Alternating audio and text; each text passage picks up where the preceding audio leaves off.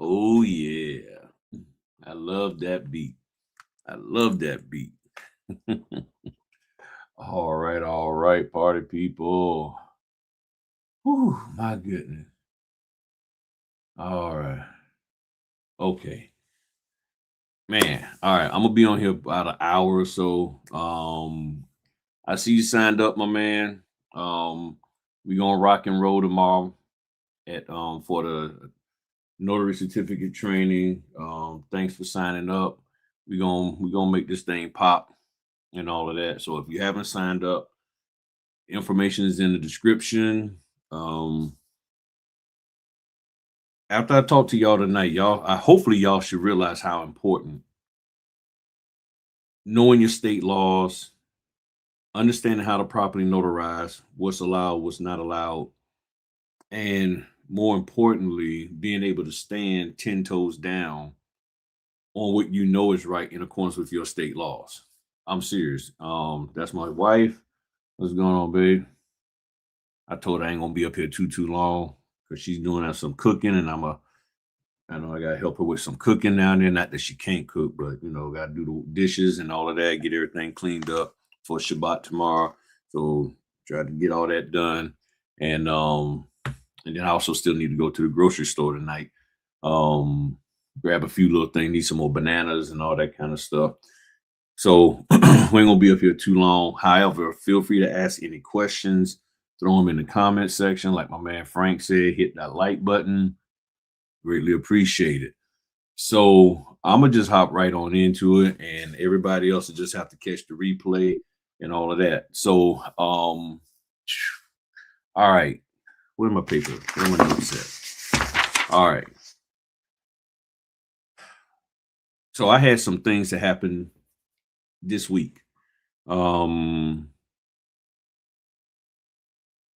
it was crazy, and these are acts that notaries can just do on their own, or they could be somewhat influenced to do. And we have to be able to say no to them, because if not, we'll get our hind parts in a lot of trouble. So,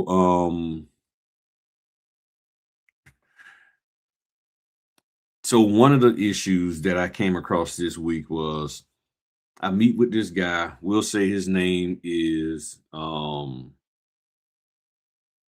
Robert. Okay. So on the document it said Robert. In the order it said Robert. On the document it said I mean everything is Robert. I get there, he hands me his driver's license, and honestly, I didn't notice it off the bat. Trying to think.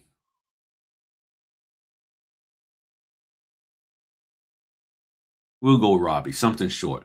Robbie. And his driver's license said, instead of Robbie, it said Ruiz. That's his first name, Ruiz. For whatever reason, I didn't pick up on it. I don't know why. I know I was focused, sort of ripping and running that day, and I just didn't notice it. Then next thing I know, I'm about to do the first notarization. Now, my thing is every time I go to do a notarization, especially my very, very first one, I reflect back on what I saw on the driver's license. And when I looked at his name and I reflected back in my mind what I saw on the driver's license, I said, whoa, something ain't right. Driver license said Ruiz. This says Robbie. Two different things. Come to find out, this gentleman had been going by Robbie for the last 45 years.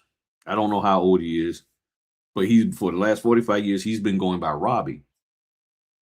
I'm like, then why is your driver license saying Ruiz? He said, oh, I had to go get a updated driver's license, and they told me I had to get the real ID. And on the real ID, for the real ID, I had to give them my birth certificate, and Ruiz is on my birth certificate, so they made my driver's license that. This gentleman has bank accounts in Robbie, have gotten jobs in Robbie, Social Security is in Robbie, bought the house that he's selling in the name Robbie, but his real name is Ruiz. How the heck am I supposed? And the crazy part was that when I contacted the signing company, and then they contact the title company. The title company was basically like, yeah, we understand that, and we good with it. We good with you notarizing Robbie. I'm like, but how can I notarize Robbie when he didn't present ID to me? Well, basically saying, well, we cool with it because we know who he is and we got this information and that information. I'm like, but I don't have the information. I don't have anything that tells me he is Robbie. And this is not, gotta stop shots. This ain't bump it. This ain't his legal name. So I'm sitting here like, if this isn't his legal name, hit that like and hype the video. If he is not legally known by Robbie, then how am I supposed to do this? So they was asking me, still trying to get me to do it, and I had to respectfully decline. And they was like, "Well, if you don't, we understand if you don't feel comfortable." I said, "I don't feel comfortable doing something illegal." And I said, I said, "I know what is legal, but it's incumbent upon the title company to show me how I can legally do this." Order got canceled. It came back out the next day. I couldn't do it anyway. So I don't know who did it, how they got it done, but I was like, I'm done. I'm like, I can't do this because the name that he has to sign in and I have to do the notarization on, their first names aren't the same. Last name is the same, all of that, but not the first name. Prior to that, that same day, through the same signing company, I had another order with them. And in that order, and I did the order, I was able to complete it, but in that order, it had information that said I have to provide them a copy of the notary journal. I'm gonna see if I can find. I think I have a copy. I did a screenshot of that. It said I have to give them a copy of my notary journal.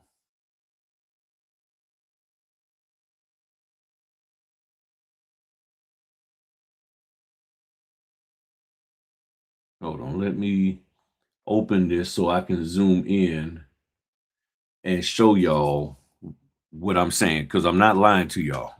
I don't want y'all because people are like, nah, come on, Griff, you got to be joking. I'm telling you. So let me hit. I forgot to set my share up and everything. I was ripping and running so daggone much. And all right. So let me hit this. Let me hit that. Let me do that. All right. So there we go. Right here. Notary must provide a copy of their notary journal. The notary must provide a copy of their notary journal. Notary must provide a copy of their notary journal. I'm like, you talking about a single entry or the whole journal? How the heck am I going to do that on the whole journal? I was like, I don't know. And I had to explain to them that I'm not legally allowed to do that. And like, nah, this just not gonna happen.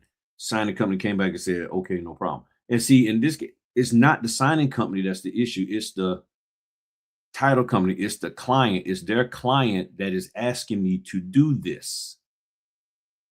And see, here's the dynamics. Their client, my client, which is the signing company, has a client which is the title. I'm supposed to be beholden to do what the signing company says, my client, and the signing company is beholden to do what their client, the title company, says. So if the title company comes back and says, we want the notary to do this, they're just a conduit to pass that information on. It's not their role, or they may not think it's their role, or they may not want it to be their role to try to correct the improper notarial act that is about to be done.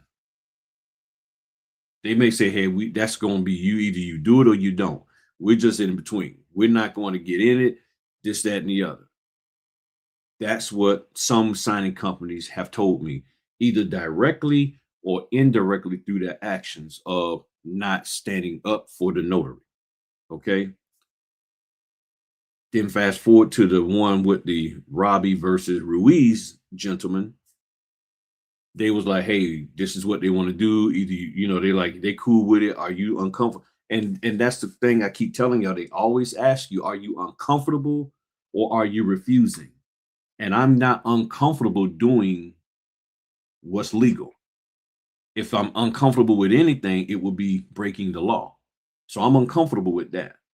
And they may not even realize, but the way they're saying it is if what we're asking you to do is actually okay. And the reason why it's okay is because the title company said that they're cool with it. And I'm like, then where does state law come in? See, I love the notaries here.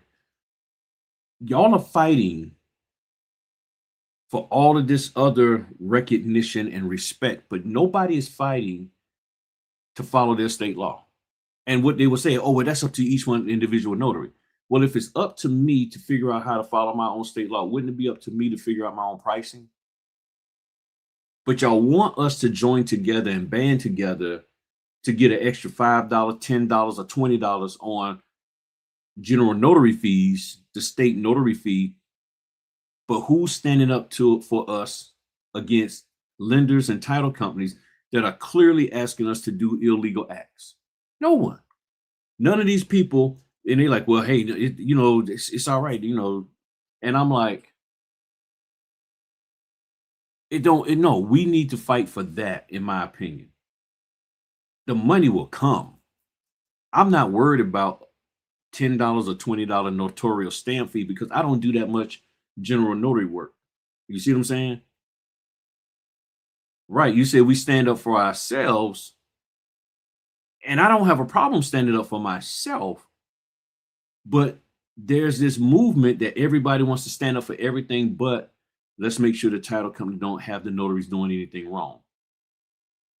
Who can the notaries call on? And you can say the NNA and the guild and the coalition all you want, but they're not going to stand up because all they're going to say is, well, if you again don't feel comfortable working with that company, don't. I'm like, why do we have to not feel comfortable with somebody? Why can't we just do things the right way? We're expected to do things the right way, but nobody else is. And then if you push back and say, well, I'm not supposed to do that, and I show you chapter and verse that I can't, then it's, oh, you're blacklisted and you can't do this, you can't even do this business no more. That's not right. And nobody wants to stand up for that.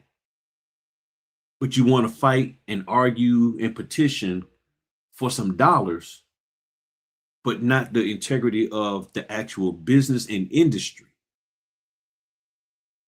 Why not? And yes, it's a much harder fight, but I think it'll be a better fight to have than to say, give me some more money. Because here's what people don't realize. When people pay you more money, they expect you to be more obedient. The more money they pay you, the more obedient they expect you to be. So when you start asking for more money, they're going to be like, then you need to shut up and do more of what we say because I'm paying you to do what I'm saying. That's how some people think. I'm paying you to be obedient to what I'm asking you to do, or not even asking, telling you to do. I'm telling you, notarize that, but the names aren't the same. We're fine with that. Do it. I'm like, we're paying you all this money, so shut your hind parts up and go do it. And y'all don't think that these companies are like that out here, but they are. They are. They're like this. So then today, I get a closing, and the next thing I know, I get there, and the person's first name is correct. We'll say Susan. Susan, like Susan Smith.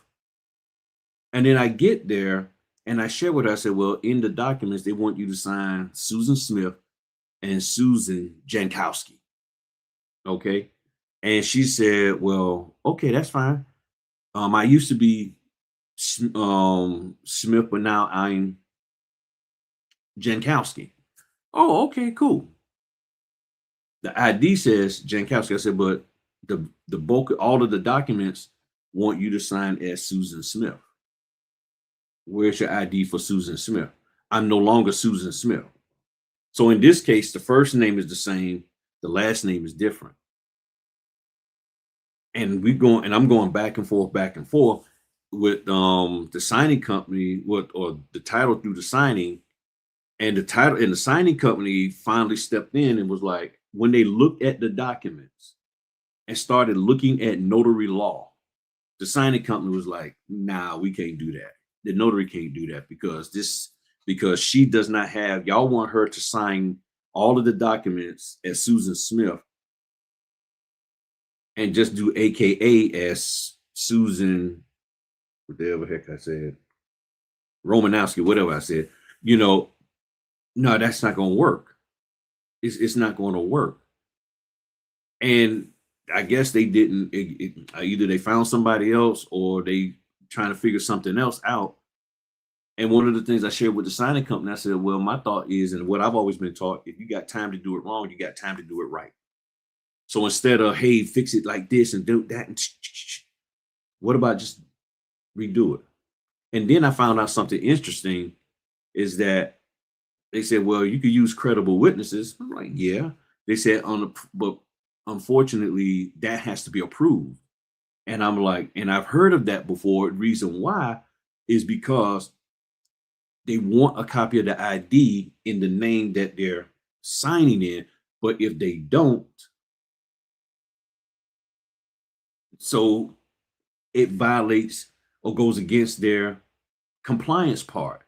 So fortunately, the signing company stepped up and was there for me, and I was like, all right, cool, So they will ask you to do these illegal things. Let me see what some of the comments are saying here. I just had the same thing happen to me yesterday. Tyler wanted me to use AKA statement. I declined.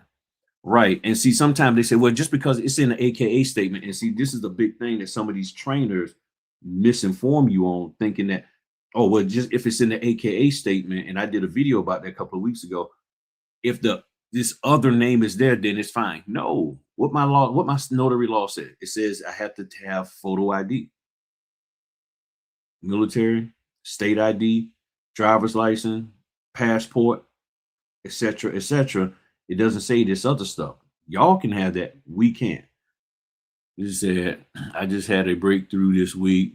And there is truth to when you do good on small things, then signing companies will trust you with other assignments. That is correct. I went to an assignment today who canceled. Yeah.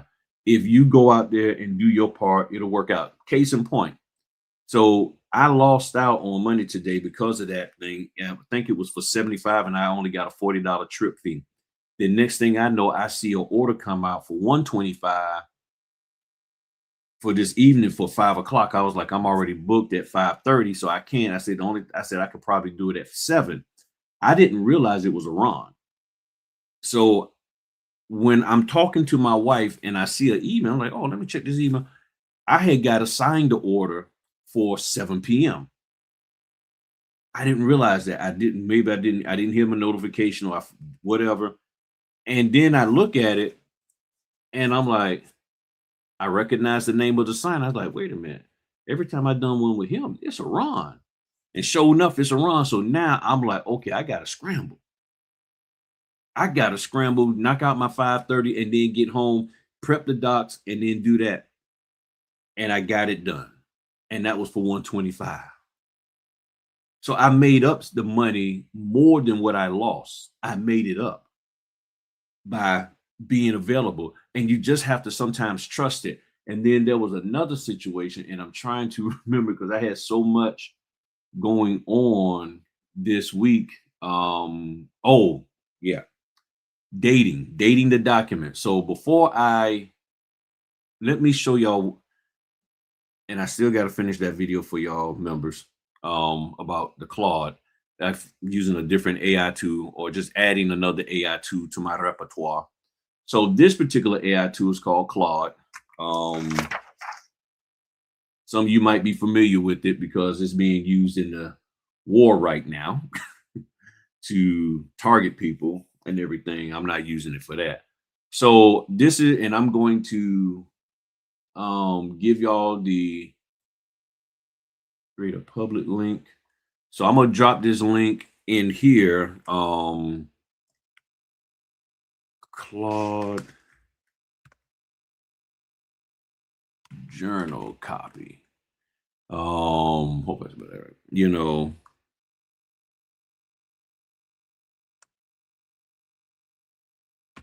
And this here is what I did, what I researched. And I want y'all to look at it because so y'all can see how I asked the questions and all of that and everything in the conversation back. So I said, good evening. I was just asked by a title company after I finished with a mortgage closing that I need to provide them a copy of my notary journal. I was under the impression that I can only do that per a court order. Please advise the legality of a notary giving a copy of a notary journal to a title/escrow company. And then it said, this is genuinely important question. Your instinct is generally right. Most states restrict who can access a notary journal, and simply handing over a copy to a title company upon request is not standard practice and could actually expose you to legal liability. And it talks about what the NNA says, and then the Graham-Leach-Bailey Act, which deals with protecting non-public personal information. It goes on, it talks about the non-public personal information and what the Secretary of State say. This is typically when the Secretary of State and all that. Well, further on in here, as I started asking it more and more questions, I said, what does Virginia say about providing a copy? It says Virginia does not require traditional notaries to keep a journal at all. And because of that, what this is saying is that the journal is not considered state property. Now, I still got to go and research it. I'm just telling you what it said, and that the journal will be considered more personal property of the notary. So we don't necessarily have to hand that over. And then it gives us the bottom line of Virginia statutes do not contain explicit provisions authorizing a notary to provide a journal copies to a title company, nor do they explicitly prohibit it in any way like Illinois does. So some states prohibit it. However, the absence of authorizations combined with the GLBA privacy obligations and the exclusive control requirement means you have no legal obligation to comply with the title company's request, and doing so could expose you to liability. This is why we have to go and do this research, y'all. It's more than just about getting paid a whole bunch of money. It really is. So, and then I just said, so thank you for your help. So, one of the other things that I had, and let me go back to some of the comments real quick.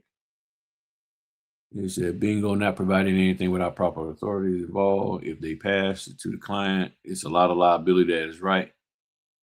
Afterwards, I accepted another assignment with the same company, and accepting I have been on yes status all day with another assignment. They probably assigned it to someone already. I'm probably next. That is good. What's going on, Notary Giant? And I stand up for yourself. Yeah, we do have to stand up for ourselves.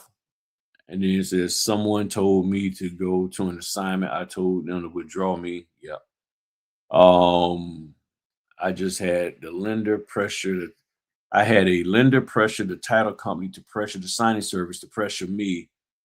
I'm going to see it to cross over a name and initial on already executed and stamped. That's a new one on me. That's a new one. This is the kind of stuff that's going on out here. See, you got to be, look, there's all kind of training going on. Everybody wants to do training on loan signing agent to be a loan signing agent, but does it cover handling this kind of stuff? Because when you get into this kind of stuff, because that's a part of doing the loan closings, being asked to do stuff illegal, where's your trainer at then? What is your trainer going to say and do for you then? Are they really going to back you up? Are they really going to be there for you? Can you call them to get some kind of help and some guidance? That's the thing. And most times, no, they don't want to deal with that. They're like, oh, no, no, no. I'm just teaching you how to be a loan signing agent, how to walk them through the documents and point their little things on. No, that's all they want to teach you. And then they sit there, whoo, boy, I made all this money, didn't have to do a closing. I'm telling you, watch how much they charge you. They charge you the price of a closing or darn near the price of a closing. Look at the price of what they're charging you, calling it a discount, calling it a deal. And all they're doing is charging you what they want to get for a closing, but they can't get for a closing. Okay. And I don't care if they like what I'm saying, because when you look at it, that's just the truth of the matter from what I'm seeing. Okay. Now, this next thing that they did, another signing company. Whew, oh my goodness.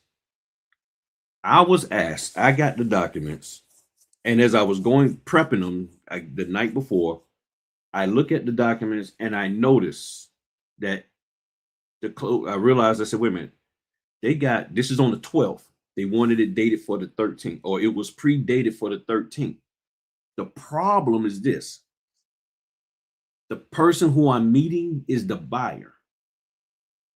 And I've always been told by lenders, title, escrow, as well as real estate agents, the sale has to happen first before the buyer can sign. So in other words, you cannot buy something that has not been sold. How are you saying you're buying a property on the 12th when the closing for the seller is on the 13th? You are the buyer buying a house and signing it on the 12th. And what did they tell me? Oh, well, the lender wants all the dates to be the 13th. I said, but this is the buyer. How can they buy something that has not been legally sold?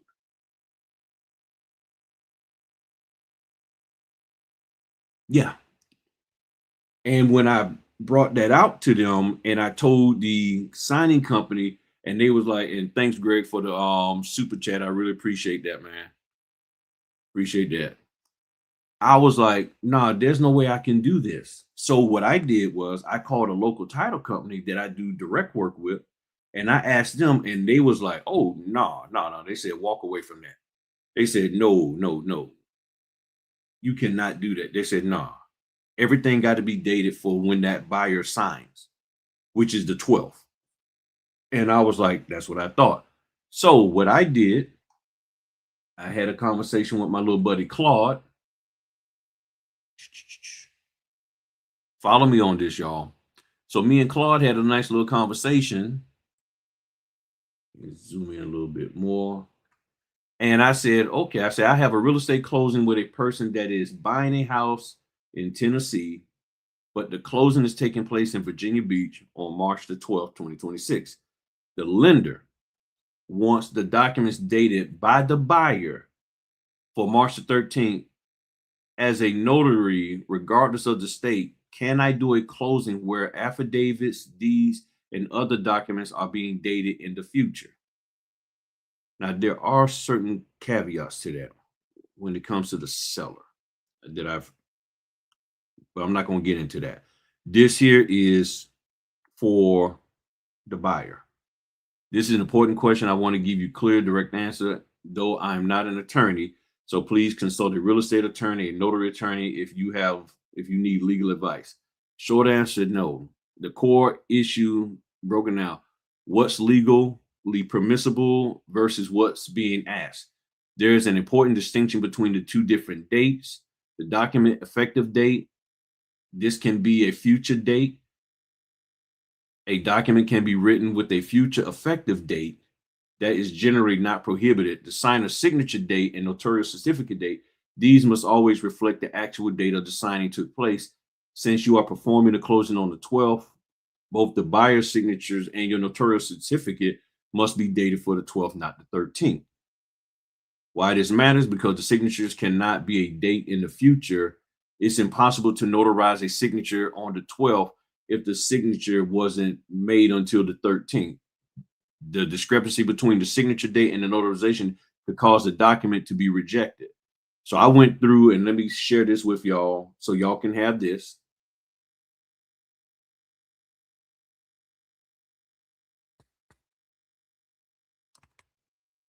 And this is again Claude future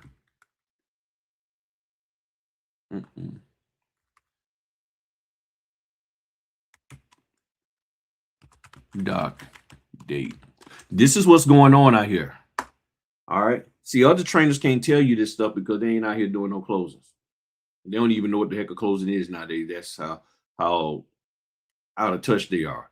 So, and then I go on and say, thank you. I was under the impression that affidavits, they have to be dated on the date of sworn in and signed. The signer cannot swear in and sign on March 12th, but put the date March 13th. And it says you're absolutely correct. Affidavits have an even stricter requirement than standard notarized documents. An affidavit is a sworn statement, meaning the affiant is swearing under oath or affirmation that the contents of the document is true as of the date they are signing. You get what I'm saying? Yeah, I got the free Claude too. This creates two layers why future dating is impermissible. So y'all read through all of that. Then I said, thank you for your help. After I shared my concern, the lender canceled the order. Okay, they canceled it. And then I asked, I said, the only thing I was told was that the buyer needed to sign the closing documents the day before the closing and and everything. And then I said, I agree. My biggest concern was that normally you cannot buy something that has not been sold in the real estate world. How can a buyer sign on the 12th when the property hasn't been sold until the 13th? I said, what happens if the buyer passes away or the notary prior to the 13th? Because that's a real thing. And it says you have identified one of the most profound legal and practical problems with pre-signing closing documents with in a real estate. Your instincts are exactly right on every point. The core concern is legally sound. The deed cannot be legally transferred. The deed cannot legally transfer title to a property that isn't sold yet. So on March 12th, the property is still belongs to the seller. The buyer signing the deed on the 12th is essentially signing the document that conveys the title to something that at that moment is not being yet conveyed. The transaction is legally incomplete until funding and recording on the 13th. Your what if someone dies is question is exactly what attorneys worry about. This is not a hypothetical. It is a recognized legal problem with pre-signing documents considered each scenario. The buyer dies on the 12th. Did the property transfer to their estate, or did it transfer at all? The deed was signed, but yet not recorded or funded. So this is the kind of stuff that you really, really gotta keep in mind. They're asking you to do stuff that is not legally sound. And the argument is always, well, the title company is cool with it, or other notaries have done it. And I'm like, so what? This is why I'm more of a proponent. I'm not against getting higher paid, but I'm more of a proponent for notaries being allowed to do their state statutes, learning them, understanding them completely, and then being supported in executing them, which means the title company and the escrow company got to get their act together and do their part properly. Because this is the second time somebody wanted me to notarize documents and then let them date it when they get back. And I'm like, that's not going to happen. I'm going to notarize for the date that the person signed. It's that simple. And if they're doing an affidavit and I'm swearing them in, they got to sign. When they sign, they got to put today's date. And they're not talking about the effective date when no, they're talking about they want to have it as if the person signed it on this particular date when they did not. And they want me to notarize it as if they did it on that date in the future when they did not. And then here's the crazy part. They wanted me to do that closing like at 3:30 in the afternoon. By the time I finished it and got it back, I came home, scanned it. The shipping, the UPS was going to had already picked up, would have been already picked the document, would have picked up for the day. So I would have missed it. So that means the documents were not going to get back there until the 14th.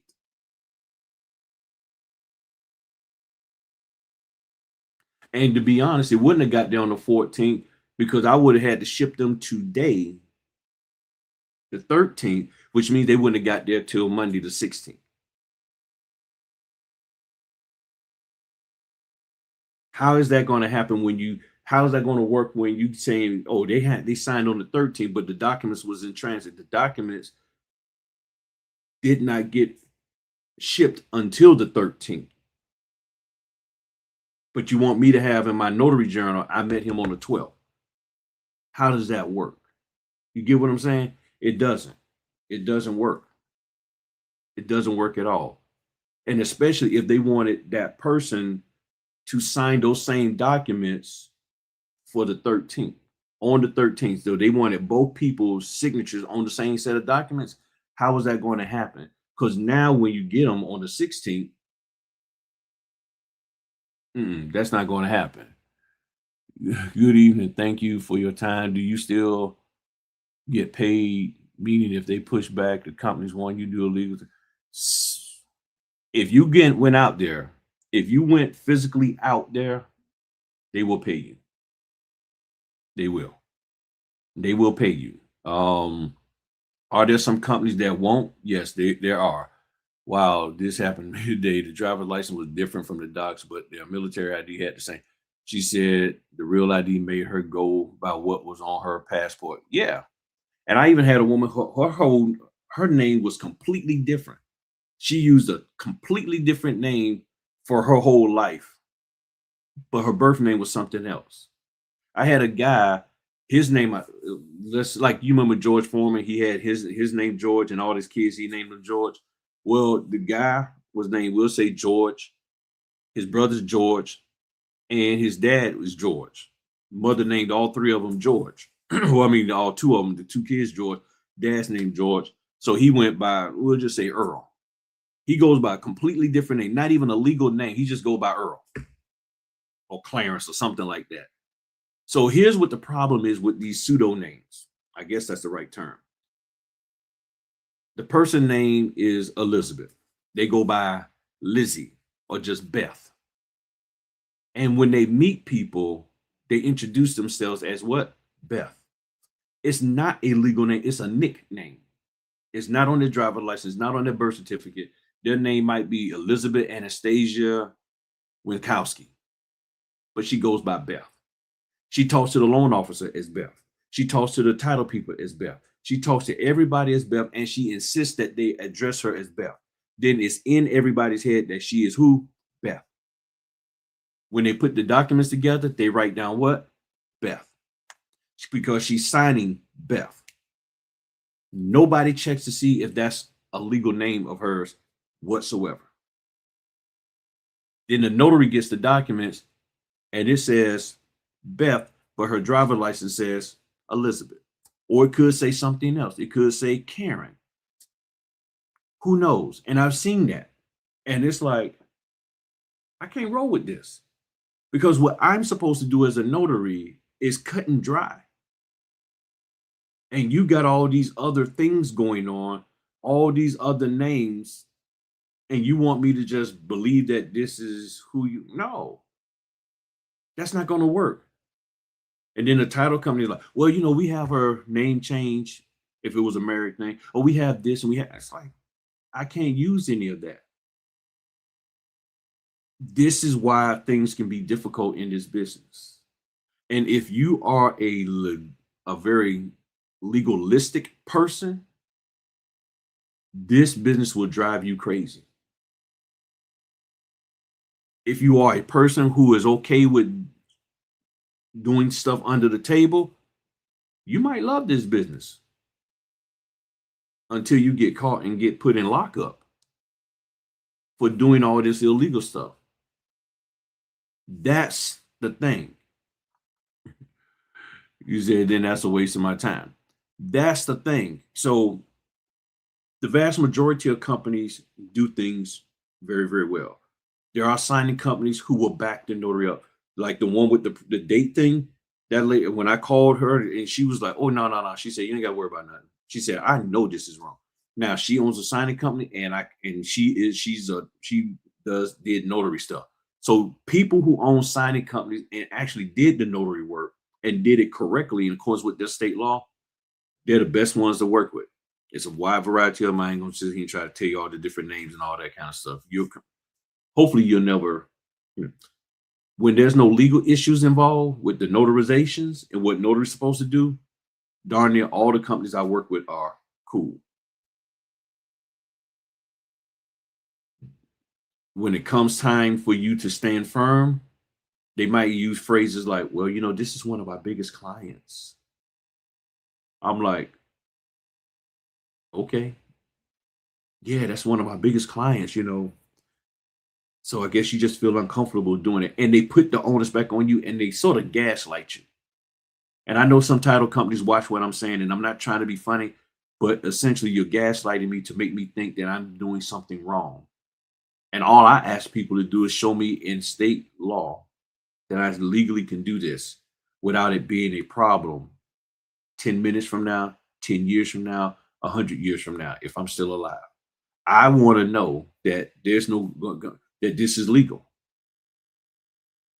because you want me to trust you. And I'm like, how can I trust you when you're asking me to do something that is not legally sound? And you want me to base what I do for you off of what you convince other notaries to do. And I don't know these people. And you're just telling me, oh, other notaries do it. I'm like, who the heck are these other notaries? You could be lying to me. Who are the other notaries? I'm like, give me their names and their phone number. I want to call them and talk to them. Hey, did you actually do this? Because if they're doing that, then this is why I'm not against training. I'm against improper training. I'm against training that's a waste of time. I'm against training that doesn't really and truly prepare you for the stuff that I'm sharing with y'all. Whose training out there is doing that? And you don't even need to have paid training to learn this stuff. That's why I just do this on these videos for free so you can have knowledge of that and get you prepared that, okay, this crap could happen. And that's what we focus on in the notary certificate training, is helping you to understand, okay, this is what my state statutes say. This is what the elements are for my state. So if I'm asked to do something that goes outside the scope of this, now I need to be able to deal with that and I need to address that. And now where can I go? So we go and we research and it's like, okay, if you got this problem, here's where your state statute says dot, dot, dot. Here's how you can use these AI tools to find that. And that empowers the notary. So now when the notary gets there and they see that somebody's asking them to do something that they shouldn't be doing, oh, I know what to do. Just like one of the areas that keep coming up, and I had it today for the Ron, they had the name of the man business that they said the foregoing instrument was acknowledged before me by, we'll just say, orange. I got an orange cup over here. Yeah, orange cup. We'll say Orange Cup LLC. Well, the thing is, Orange Cup LLC, the entity is not signing the document. Who's signing the document? Earl Jones. So if Earl Jones is signing the document, his name needs to be in the notarial certificate. What it's supposed to be is the foregoing instrument was acknowledged before me by Earl Jones, member or manager of the Orange Cup LLC. But that's not what they had. And there was no space for me to insert his name in there. So I had to put it at the end. So it said the foregoing instrument was acknowledged before me by the Orange Cup LLC manager, Earl Jones. I had to denote that Earl Jones was the one who signed it because that's whose signature I'm notarizing. The same thing happened to me this morning with a lady who doing an estate. They had the estate name in there, but they did not have her name in there. So on my notary, on my loose certificate, I had to write it to where it had her name first, Betty Sue, executor of the Earl Jones estate dot dot dot, because all they had in there was Earl Jones estate, that it was the document was signed by Earl Jones estate. Okay, well, who's Earl Jones estate with it? So this is the kind of stuff that I focus on when it comes to notary certificate training. I'm not concerned about the marketing and all that, because I honestly believe y'all are smart enough that y'all can figure that out. You honestly can figure that kind of stuff out. But where people are struggling is with the notary certificates. And as I said earlier today in the video, people are sitting here worrying about taking additional training on stuff that doesn't support them doing their job. So the last thing I want to talk about, I meant to talk about it first, but all right. So the last thing, and I'm gonna give y'all, I think.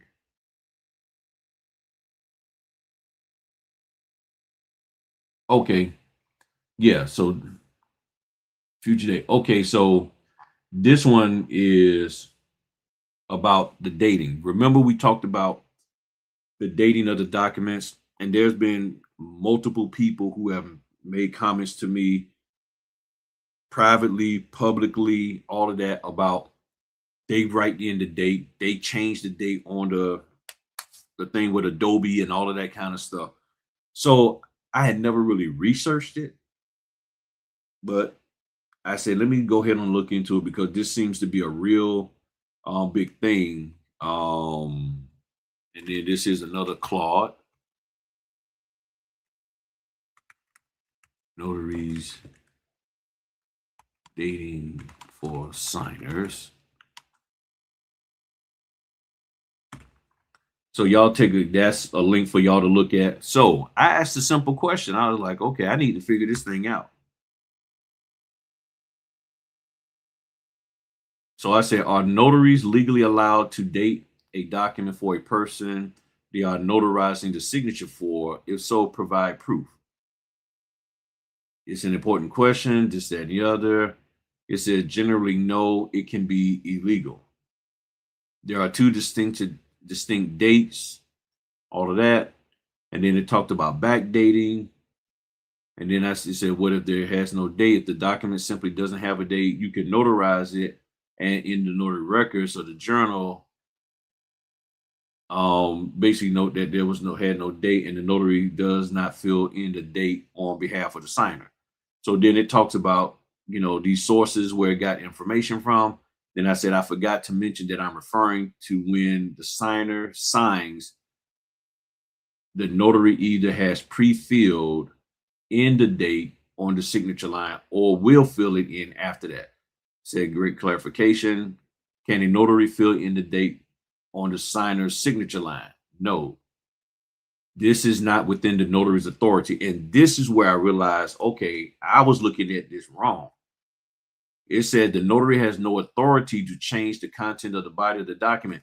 And at the same time, I've been looking at this right, because I always tell y'all, we're responsible for everything below the signature line, not the information above.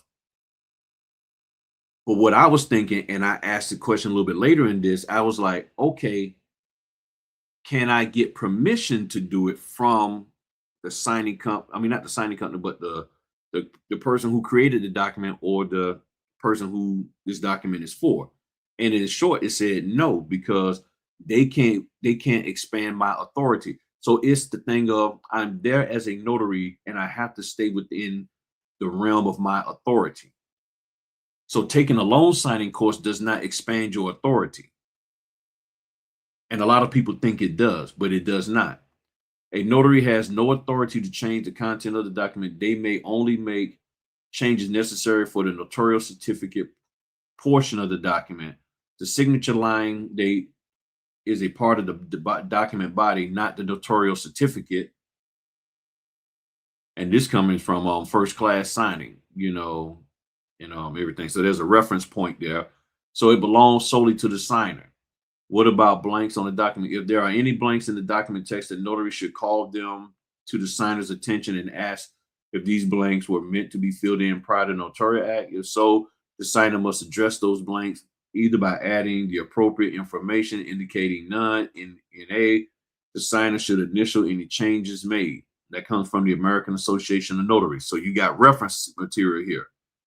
Why this matters, the date on the signature line is a legal representation by the signer that they signed on that date. If the notary fills it in, especially before the signing, it could constitute unauthorized practice, document alteration, potential fraud if the date filled in doesn't reflect the true signing date. I was like, okay. I said, would there be any concessions if the signer was having a very hard time making the date legible and either the signer or the title gave the notary permission to write in the date? Said, great follow-up question. Let me research that. And it said, does permission change the rules? No, not legal. A notary public is responsible for executing the original notarization, but the signer has the sole right to make changes to the document body. Notaries cannot change the specifics of the document, only the notary certificate. That comes from the NNA. The title company or lender giving the notary permission to fill in the dates does not override state notary law. Those parties do not have the legal authority to expand what the notary is allowed to do. And that's when I realized, okay, I had the wrong perspective of this. I was thinking they could give us permission and all of that. No, they can't. Now, if you come from the mindset, and let me come back to y'all for a brief moment. If you're coming from the mindset of I'm a loan signing agent, I'm a representative of the company, that's probably why a lot of people think that. I was just thinking it because, oh, okay, well, this is their document. They can give me permission to do this. I'm trying to, because they're signing this and another. It's saying no. And I do a lot of reverse mortgages. So when I started reflecting back, I said, I think I've only assisted with the dating 3 times at all because the people actually will put forth the effort and do the signatures right. I know 2 of the times each person, the first 2 times that they had tremors. So when they started writing, their hands shook violently, violently. So that's what I did to help them out. But now I know that really what should happen is that this title company or the lender should go ahead on and predate them. Rocket Mortgage does that. I love that about Rocket Mortgage. So I'm sitting there like, okay, this is what's going on. So and then I even asked it, to look. I said, can you look into if any states provide a legal exceptions and that and are there any court cases that deals with a notary dating on behalf of the signer when asked about something, all that. And basically it couldn't find anything at all. Um and then it said they couldn't find any court cases. And then they said Florida is one of the most litigated states on notary issues. So notaries need to be careful down there in Florida. Okay. So this is information that you now have. Now, are there any questions, anything that you learned? Did you learn anything from all of this? Now, again, I always say, no matter how much proof I show you that you should or should not do something, you're going to do what you want to do. You just need to be man enough, woman enough to deal with the consequences of implementing your own stuff instead of doing what is legally sound. If we call ourselves notaries, if we say that we're protecting people's legal this, that, or the other, but then you're doing all this slick stuff, are you really a person that can be trusted? And I'm not saying you aren't trustworthy, but then at the same time, you're doing things. And see, you never know who you might come across. I had a closing and I'm sitting there with a person that worked at a title office. I didn't even ask what company. She asked me for my cars and all of that. I gave her to her. But she was watching me the whole time. And I saw her watching. Her husband just happened to mention that she's a notary. I'm like, oh, okay, cool. But I didn't know at the time that she was working for a title company. And I'm sitting there and I can tell by her body language and stuff, she paid attention to everything I did. Everything. And I picked up on that, like, okay, something going on here. You never know who you might be in front of. And you go and do something that you legally shouldn't be doing, and that person may know that you shouldn't be doing it. You up the creek without a paddle. And is it worth it? And what I found is that people do these shortcuts because they're impatient. They don't want to wait. They got too much going on. They're focused on the next 5 things, all of this kind of stuff. And they're trying to rush and hurry up and get this stuff done. Some people have anxieties about sitting with signers, being in somebody's home. Like me, hold on, let me see what this says. I'm of the mindset that I follow the rules. They can find someone else. Right, for the risky stuff. So one of my pet peeves is smoke alarms. I do not like beeping smoke alarms. It irritates the heck out of me. I don't like it when the husband and wife are arguing and fighting with each other. I want to hear up and get the heck up out of there. Smelling the fact that a cat or dog has done their business in the house because everybody else is nose blind to it. I'm not coming into this house. Stuff like that is like, okay, you know what? I need to get out of here.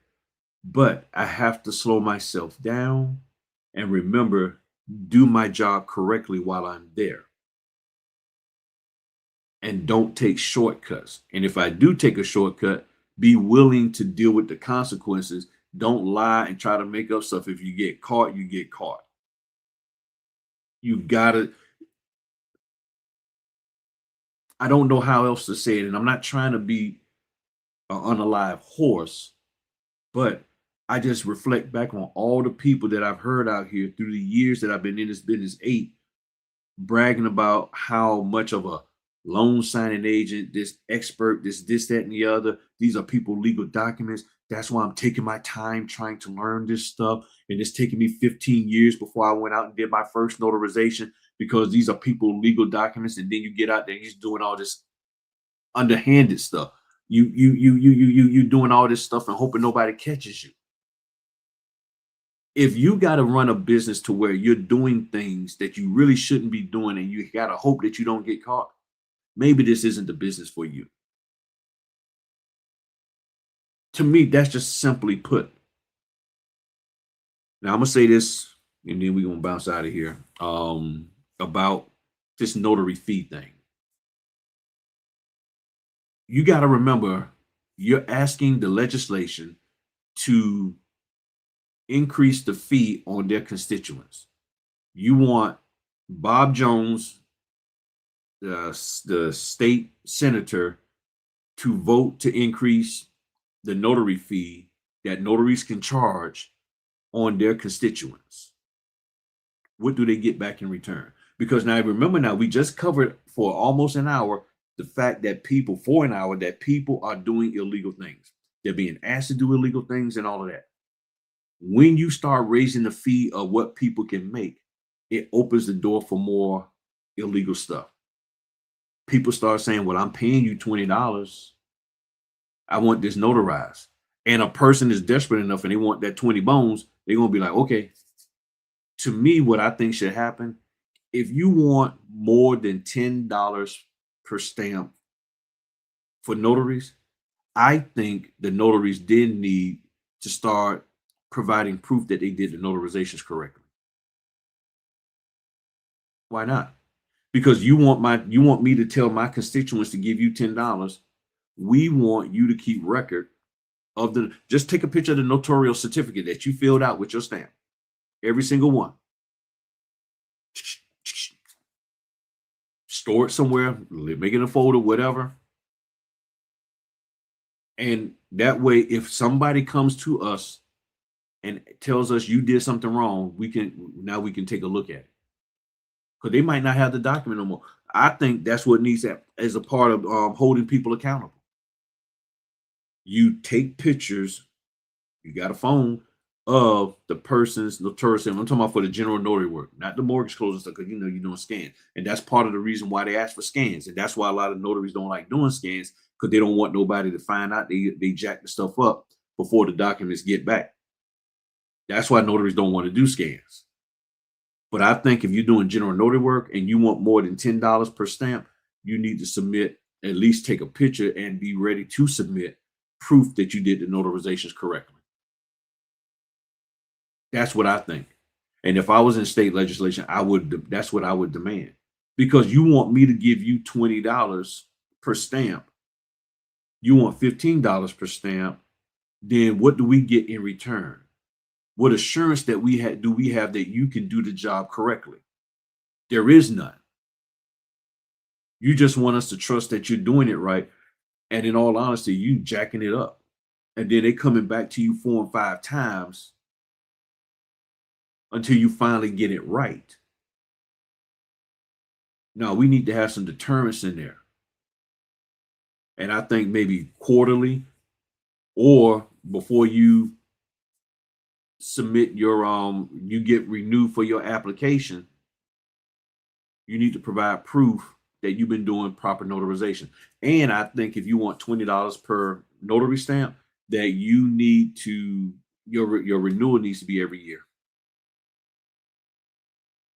Because we need to check on you. We can't have you running rampant for 4 years. I'm talking like I'm on the state legislature, but I'm just saying it needs to be some deterrence in there because doggone it, if folk diving into this business for $10 a stamp, what the heck you think they're going to do for 20?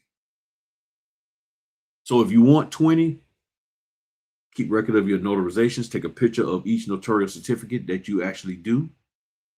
We don't necessarily need to see the signatures of the person, but if they're on that document, then yes, or you can take a picture of the signatures on page this and then that. But I want to see that notarial certificate. Make sure you filled it out correctly. I don't care how basic it is. That's what I think. And I need you to and then the registration is going to be annually.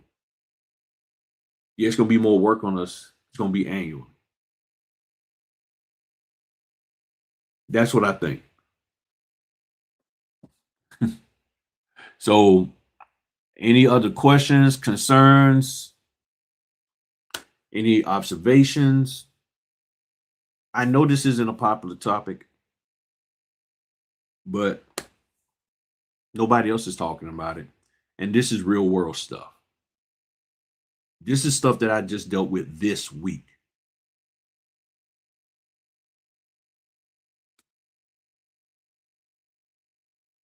And who knows what I'm going to deal with next week. But it doesn't deter me from doing this business. It frustrates me. I was angry today. I really was. I was very, very angry today. This says, what do you think about being more like Ron, recording interactions? Well, the Ron stuff, normally the title company and them people ain't in there. It's just me with the signers. And then the signers, they gotta submit ID and all that. Now I have not had a situation where I was told I was meeting with John, with John Earl Smith, and then his driver's license is John, David Smith or something like that, or David, Walter Smith. I haven't had that kind of situation, where the names are different for Ron. I know a lot of people want to do Ron because they high gas prices, stay in my house, then got to sit here and smell the people's dog urine, don't have to deal with smoke, don't have to deal with people, dress half naked, just being honest with you, going into the house as a man, and then the woman got all her stuff. Going in there as a woman, the guy got on his little brother's shirt from when he was 3 years old. Got on all this cologne, got his beard all glistening. I get that. People just doing, you don't want to have to deal with that kind of stuff. And I get it. But I don't do that much Ron. I'm set up for Ron. But I don't do a whole lot. And a lot of companies aren't really trusting Ron because the notaries are doing a lot of illegal stuff. The notaries are lying on Ron. Oh yeah, just email me or text me the picture of your driver's license, and I'll say I personally know you. No, you can't. You don't know them. You can't do that. Well, they're having a hard time getting through.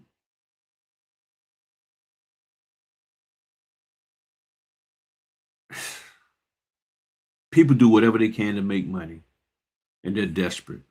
So I'm gonna bounce off because I got to run to the grocery store before they close, and I'll pick up some more bananas and stuff like that, and then get ready for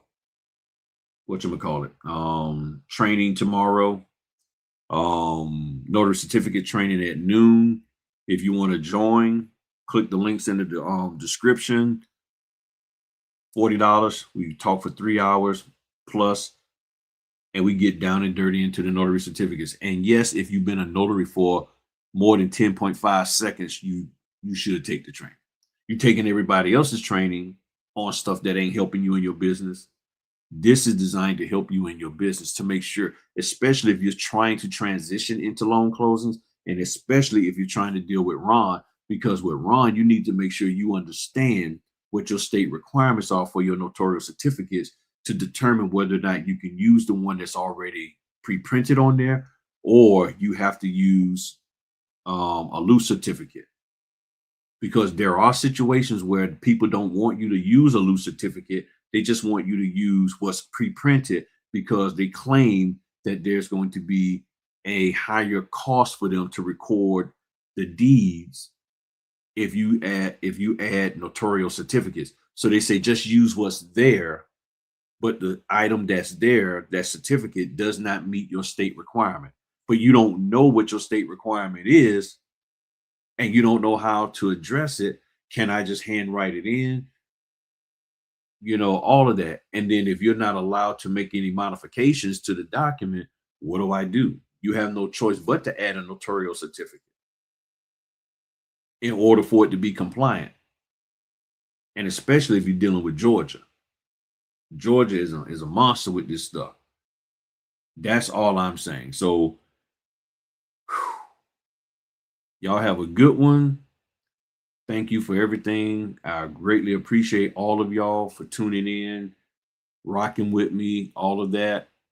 We're going to keep pressing forward and doing what we need to do. And thank you. I appreciate you too. So that's it. I'm going to go down here and check on my wife, kick it with her. We're going to rock with this outro, which is the intro, but I love it. So y'all have a good one. Talk to y'all later. And see you tomorrow for those who taking the training, as well as Sunday, Saturday and Sunday.